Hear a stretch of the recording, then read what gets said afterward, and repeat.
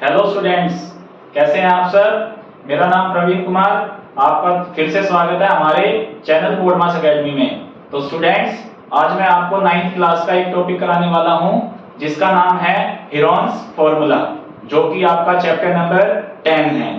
ठीक है स्टूडेंट्स, तो चलो हम सीखते हैं कि हेरोन्स फॉर्मूला किसके ऊपर बेस्ड है और इस चैप्टर में हमें क्या क्या करना है। तो आज हम इंट्रोडक्शन देंगे इस चैप्टर का, तो आप सभी यहाँ ध्यान से देखेंगे। तो chapter number 10 class 9 Heron's formula.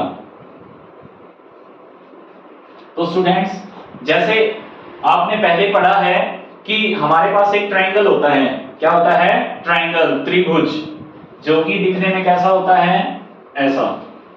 इसका हमने छोटी क्लास में 7th में 8th में इसका एरिया निकालना सीखा था, जो कि क्या होता था कि हम एक एल्टीट्यूड मींस हम एक लंब लगाते थे इस पे, इसको हम बोलते थे परपेंडिकुलर, जिसको हम परपेंडिकुलर हाइट h से भी डिनोट किया जाता था ये, और जिसके ऊपर ये 90 डिग्री डलता था इसको हम बोलते थे बेस। बेस मींस आधार, और ये है हमारा हाइट। हाइट मींस ऊंचाई। तो स्टूडेंट्स, हमने जो इसका एरिया किया था वो क्या किया था? एरिया ऑफ ट्रायंगल, त्रिभुज का क्षेत्रफल जो हमने किया था वो क्या था? Half into base into height. तो हमने किया था half into base into height से। तो अब हम इसका एरिया निकालेंगे। अब तक हमने ऐसे एरिया सीखा था, तो अब जो हम एरिया निकालेंगे वो कैसे निकालेंगे? हेरोन्स फॉर्मूला का यूज करके। जो हमारा ये हेरोन्स फॉर्मूला है ये एरिया निकालने के लिए ही काम आता है, लेकिन कंडीशन क्या है इसमें? इसमें कंडीशंस ये है बेटा कि जैसे अब तक हमने जो पढ़ा है वो क्या पढ़ा था कि हमारे को एक आधार या बेस दिया जाता था, एक हाइट मींस ऊंचाई दी जाती थी।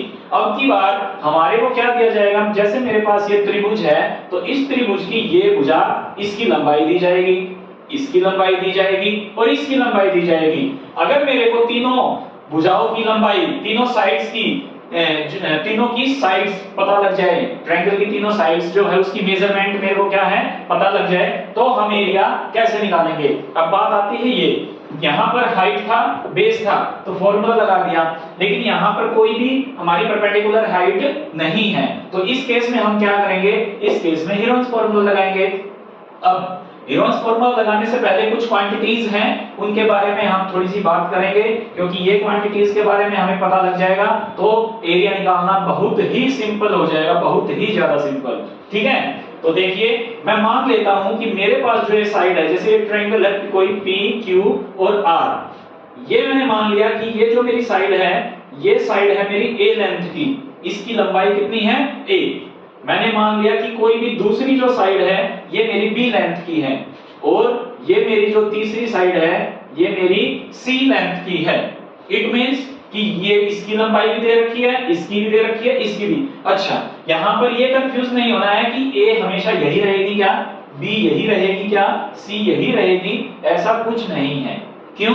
क्योंकि A को मैं यहां भी लिख सकता हूं, B को मैं यहां भी लिख सकता हूं, C को मैं यहां भी लिख सकता हूं। मतलब इनमें से 3 साइड है, इस ट्रायंगल की 3 साइड है, तो इन तीनों में से किसी भी एक साइड को आप A मान लीजिएगा, किसी भी दूसरी साइड को आप B मान लीजिएगा, और किसी भी तीसरी साइड को C मान लीजिएगा। ठीक है, तो ऐसे हमें ABC डिनोट करना है। सबसे पहला काम है हमारा S निकालना। S का मतलब होता है बेटे सेमी पेरीमीटर। सेमी पेरीमीटर, अब सेमी पेरीमीटर का क्या मतलब है? इसको हिंदी में बोलते हैं अर्ध परिमाप। अर्ध परिमाप। अब देखो, पेरीमीटर का मतलब तो मैंने आपको पहले बताया था, नहीं बताया था तो मैं अब दोबारा बता रहा हूं। क्या? कि पेरीमीटर जो होता है वो होता है हमारी जो भी फिगर दे रखी है, ट्रायंगल है, स्क्वायर है, रेक्टेंगल है, कुछ भी है, सभी साइड्स को क्या करना है?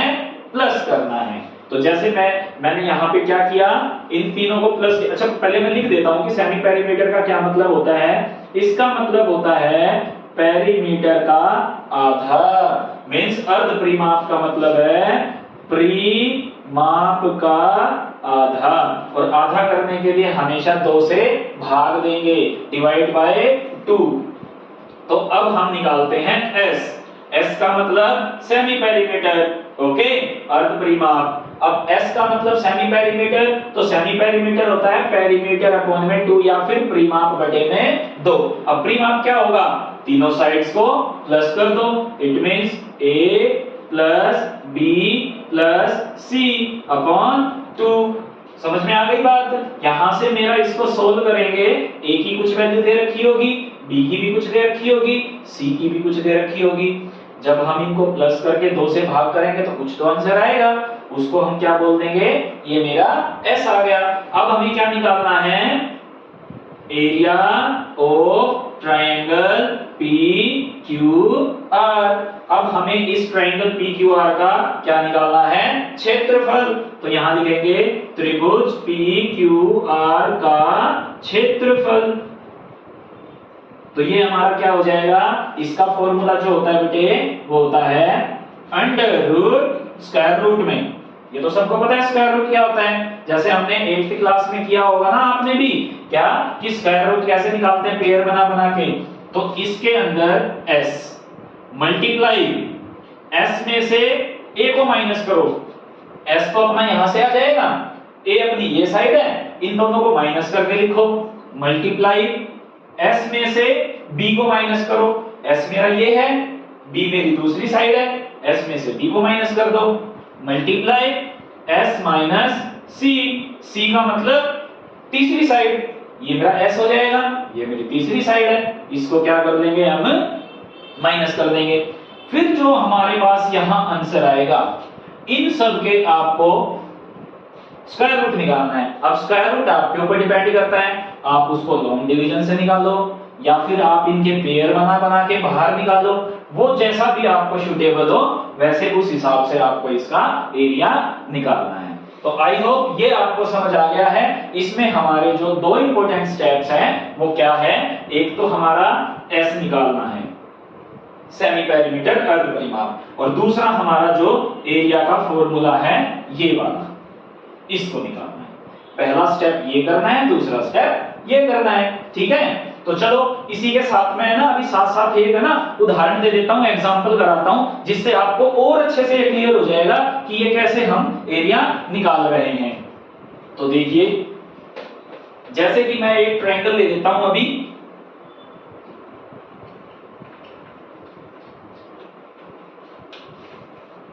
मैंने एक ट्रायंगल ले लिया,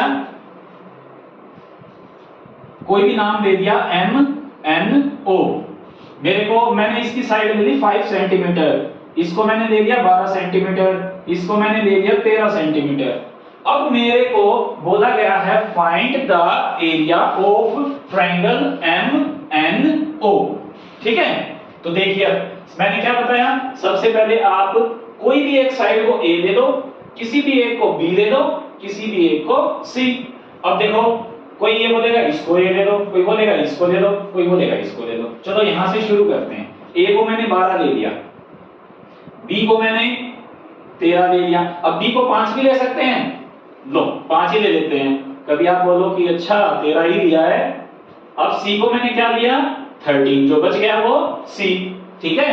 अब सबसे पहला काम S निकालना है। S कैसे निकलता है, A plus B plus C और इसका आधा। अब A की वैल्यू क्या है 12, B की 5, C की 13 बटे में 2, 2 से डिवाइड कर दो, 12 5 17, 17 और 13 30, 30 का आधा 15 सेंटीमीटर।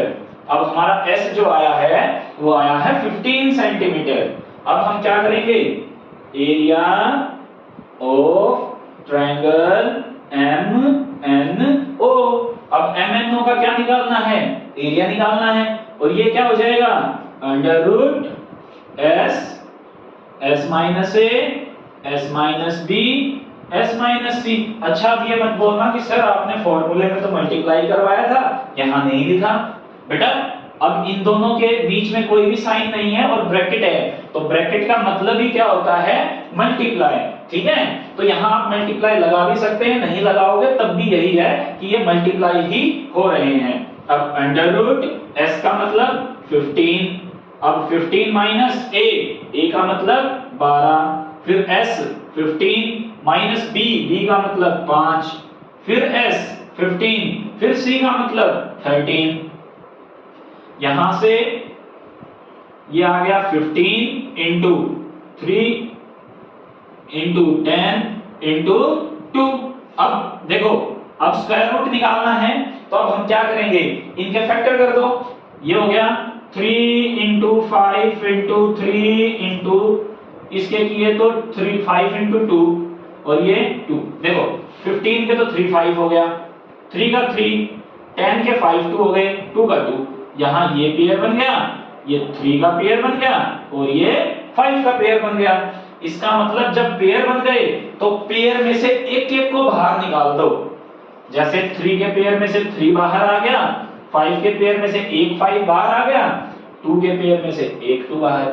अब इसके ऊपर से स्क्वायर रूट हट जाएगा। तो अब जब ये हट गया तो अब इनको मल्टीप्लाई करके आंसर लिख दो। 5 3 जा 15, 15 2 जा 30 और सेंटीमीटर स्क्वायर, क्योंकि ये हमारा क्या था, एरिया, और एरिया हमेशा किस में होता है, स्क्वायर में होता है। तो आई होप आपको ये एग्जांपल जो है ये समझ में आ गया होगा, जो कि हीरोन्स फॉर्मूले से रिलेटेड था।